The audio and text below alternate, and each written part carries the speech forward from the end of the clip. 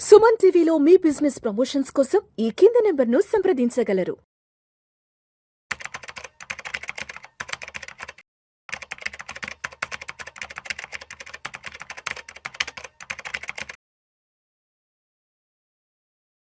ప్రేక్షకులకి మీ రామచంద్రమూర్తి నమస్కారాలు. ఇవాళ ఈ వీడియోలో జస్ట్ ఒక బేసిక్ ఫైనాన్షియల్ నాలెడ్జ్ కోసం, కొత్తగా ఉండే వాళ్ళందరి కోసం ఈ 7 బేసిక్ ఫైనాన్స్ బేసిక్స్ అంటాం. వీటి గురించి చెప్తాను. చాలామంది స్టాక్ మార్కెట్లో ఇన్వెస్ట్ చేస్తాను అంటారు, కానీ అసలు వాట్ ఈజ్ స్టాక్ మార్కెట్ అనగానే, stock market is a place where people by and cell small pieces of companies. అంటే స్మాల్ అంటే ఒక కంపెనీలో ఉన్న వాటాని మనము కొనుగోలు చేయటానికి ఉండే ప్లేస్నే స్టాక్ మార్కెట్ అంటాం. ఇప్పుడు కంపెనీస్ ఏం చేస్తాయంటే, వాళ్ళ యొక్క అవసరాల కోసం ఆ కంపెనీలో ఉన్న షేర్ వాల్యూని వీళ్ళు ప్రజలకి షేర్ చేస్తారు, డబ్బు తీసుకుంటారు. అయితే పీపుల్ ఆ షేర్స్ కొనుక్కొని ఇన్వెస్ట్ చేసుకొని ఓవరాల్గా పెరిగినప్పుడు గ్రోత్ అవుతుంది, అది ప్రాఫిట్లో అమ్ముకుంటారు. యాజ్ ఎ కాంపౌండింగ్ అవుతుంది. దీన్నే మనం స్టాక్ మార్కెట్ అంటాం. తర్వాత చూస్తే వాట్ ఈజ్ మ్యూచువల్ ఫండ్. చాలామంది ఇది అందరికీ తెలుసు, మ్యూచువల్ ఫండ్ అంటాం, కానీ నిజంగా అసలు మ్యూచువల్ ఫండ్ ఏం జరుగుతుంది? మ్యూచువల్ ఫండ్ ఏంటంటే ఈ smart way of investing into stock market. అయితే దీనిలో ఏంటి, ఇండివిజువల్ ఇన్వెస్టర్స్ కొంత మనీని, తక్కువ మనీని యాడ్ చేసి ఈ మ్యూచువల్ ఫండ్ ఏఎంసీ కంపెనీకి ఇవ్వటం ద్వారా అక్కడ ఫండ్ మేనేజరు ఆ డబ్బులన్నీ కలెక్టివ్గా తీసుకొని స్టాక్ మార్కెట్లో ఇన్వెస్ట్ చేసి ఆ డబ్బుని గ్రో చేసి వాళ్ళకి ఇన్వెస్టర్స్కి రిటర్న్ ఇవ్వటాన్ని మ్యూచువల్ ఫండ్ అంటాం. సో మ్యూచువల్ ఫండ్ అనేది ట్రస్ట్ అనమాట, అది ట్రస్టీగా రన్ అవుతుంది.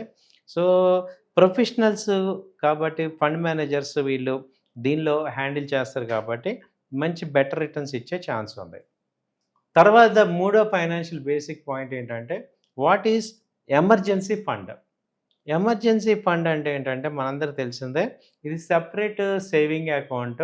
అది మనకి ఎనీ టైం అన్ఎక్స్పెక్టెడ్గా ఏదైనా ప్రాబ్లం రావచ్చు, లైక్ మెడికల్ కానీ, జాబ్ లాస్ కానీ, కారు కానీ, హోమ్ రిపేర్ రావటం కానీ, ఎనీ అదర్ ఎమర్జెన్సీ ఎక్స్పెన్సెస్లో ఉంటే దానికోసం సెపరేట్గా మనం దాచుకున్న డబ్బుని ఎమర్జెన్సీ ఫండ్ అంటాం.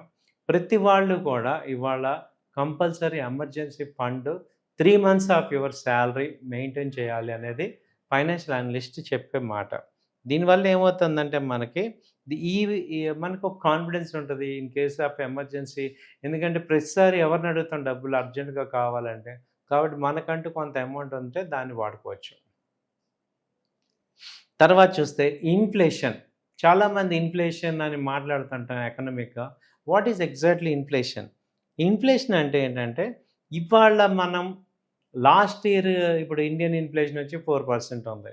అంటే లాస్ట్ ఇయర్ నేను ఒక పెన్ను 10 రూపాయల్లో కొంటే ఇవాళ ఆ పెన్ను కాస్ట్ వచ్చి 11 రూపీస్ అవుతుంది. అంటే మనీ వాల్యూ తగ్గుతుంది.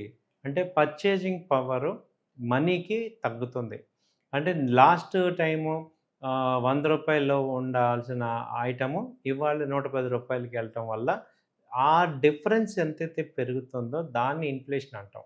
ఇది రకరకాలుగా రావచ్చు. ఇదేంటంటే మోర్ డిమాండ్ ఫర్ గూడ్స్ రావచ్చు, అలాగే రా మెటీరియల్స్ పెరగచ్చు, ఎకానమీలో మనీ పెరగచ్చు, గ్లోబల్ ఈవెంట్స్, వార్స్ కానీ, పాండమిక్స్ కానీ, ఆయిల్ ప్రైసెస్ కానీ అవ్వచ్చు. సో ఇన్ఫ్లేషన్ ఏంటంటే, మేజర్గా ఇన్ఫ్లేషన్ పెరుగుతుంది అంటే మనీ యొక్క వాల్యూ తగ్గుతుంది అనేది మనకు అర్థమవుతుంది. సో ఇన్ఫ్లేషన్ ఫాస్టర్గా వెళ్తుందంటే మీకు మీ యొక్క మనీకి, కంట్రీ యొక్క వాల్యూకి మనీ యొక్క వాల్యూ తగ్గుతుంది అన్నట్టు. సో ఇది ఇన్ఫ్లేషన్. నెక్స్ట్ వచ్చి what is SIP, systematic investment plan అంటాం. ఏంటి ఎస్ఐపి అంటే, స్మాల్ అమౌంట్ రెగ్యులర్గా ఇన్వెస్ట్ చేయటం వల్ల పెద్ద గెయిన్ అమౌంట్ని తయారు చేసుకోవటాన్ని ఎస్ఐపి అంటాం. సో ఎలా వర్క్ అవుతుందంటే, స్మాల్ అమౌంట్స్ మనం పెట్టుకోవటం ద్వారా డైలీ మంత్లీ 1000, 2000, 5000 పెట్టుకోవటం ద్వారా వాటిని మ్యూచువల్ ఫండ్స్లో ఇన్వెస్ట్ చేసి మంచి కంపెనీస్లో ఇన్వెస్ట్ చేయటం ద్వారా ఈ మనీ అనేది గ్రో అవుతుంది. ఇదేంటంటే డిసిప్లిన్ అనేది ఫైనాన్షియల్ డిసిప్లిన్ వస్తుంది. అలాగే రూపీ కాస్ట్ యావరేజింగ్ అనేది వస్తుంది. అలాగే కాంపౌండింగ్ పవర్ అనేది వస్తుంది. అలాగే స్మాల్ అమౌంట్ స్లోగా అదేమవుద్దంటే బిగ్ ఇంపాక్ట్ వర్కౌట్ అవుతుంది. సో కాబట్టి చాలామంది ఇంకా మ్యూచువల్ ఫండ్స్ గురించి నాకు తెలీదు అని కానీ, మ్యూచువల్ ఫండ్స్ నేను చేయట్లేదు అనే వాళ్ళందరికీ కూడా ఈ చెప్పేదేంటంటే మ్యూచువల్ ఫండ్స్ ఇవాళ మీకు ఒక రకమైన సపోర్ట్ అనమాట. అది మీరు తొందరలోనే చేసుకోవాలి. తర్వాత కాంపౌండ్ ఇంట్రెస్ట్ ఏంటి? కాంపౌండ్ ఇంట్రెస్ట్ అంటే ఇంట్రెస్ట్ మీద ఇంట్రెస్ట్ రావటాన్ని కాంపౌండ్ అంటాం. జస్ట్ లైక్ 10,000 ఇన్వెస్ట్ చేసాం. 10% రిటర్న్ అంటే 1 ఇయర్‌లో 11,000 వచ్చింది. 2 ఇయర్స్‌కి ఏమవుతుందంటే అదే 10% మళ్ళీ ఆ వడ్డీకి 1,200 యాడ్ అవ్వటం వల్ల 12,000 రావటం జరుగుతుంది. దీన్నే కాంపౌండింగ్ అంటాం.